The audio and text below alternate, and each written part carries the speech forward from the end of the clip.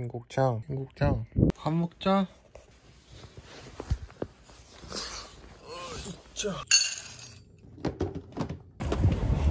안녕하세요. 너무 자주 오는 것 같아요.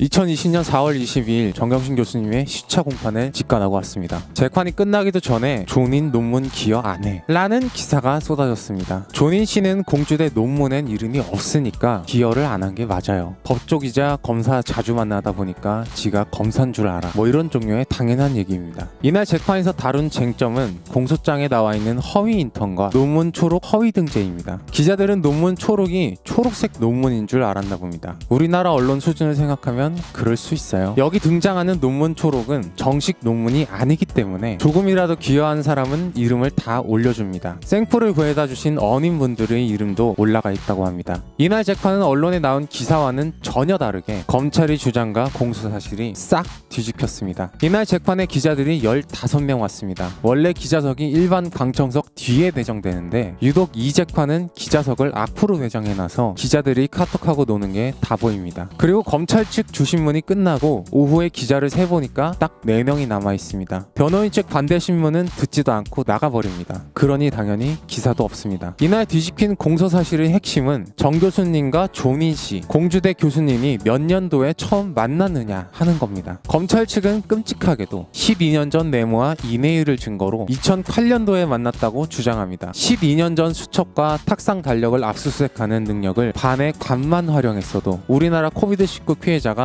절반으로 줄었을 겁니다. 검찰의 주장은 모두 2008년도에 맞춰져 있습니다. 일본에서 있었던 국제학회가 2008년이었고 여기 논문 초록을 보낸 것도 2008년, 인턴도 2008년입니다. 정 교수님이 조민 씨를 국제학회에 보내고 싶어서 2008년 논문 초록에 일단 이름부터 올리게 하고 뒤늦게 인턴 활동과 실현에 참가했다는 게 핵심입니다. 그래서 2008년 이전에는 공주대 교수님과 조민 씨는 만난 적이 없어야 되니까 오전 중인으로 부른 대학원생은 애초에 실험실을 2008년부터 다녔습니다. 오후 중인은 공주대 교수님이었는데 12년 전 일이라 기억이 전혀 안 나지만 검찰 측이 보여준 증거들을 보니 2008년에 처음 만난 것 같다고 합니다. 그런데 오후 중인이 공소사실을 뒤지는 이야기를 조금씩 하기 시작합니다. 애초에 그 논문 초록이라는 걸 일저자가 쓴 게 아니라 교수님이 썼다고 합니다. 국제학회에 제출하기 때문에 아무리 정식 논문이 아니라고 해도 교수 본인이 직접 써야 했다고 합니다. 공소장에는 일저자가 써있다고 나와 있습니다. 이게 왜 문제가 되냐 하면 이 일저자가 존인 씨가 논문 초록에 기여한 바가 없다고 증언한 오전 증인입니다. 애초에 자기가 쓰지도 않은 논문 초록에 대한 증언을 한 거예요. 그리고 공소장에는 정 교수님이 국제학회에 참석하게 해달라고 부탁했다고 써있는데 그런 적은 없다고 오후 증인이 공소사실을 뒤집습니다. 그리고 이어진 변호인단의 관대신문에서 새로운 증거가 제출됩니다. 2004년에 정 교수님과 오후 증인이 서로 이메일로 연락한 내용입니다. 2008년 이전에도 서로 연락을 주고받은 증거가 제시된 겁니다. 그리고 이어서 존인 씨 생기부에 2007년 적힌 환경오염에 대한 토론을 제시합니다. 존인 씨는 이 발표를 위해서 대학 교수인 증인과 금강을 예시로 녹조에 대한 설명을 들었다고 합니다. 덧붙여서 증인이 자주 가던 장소를 이야기하자 증인이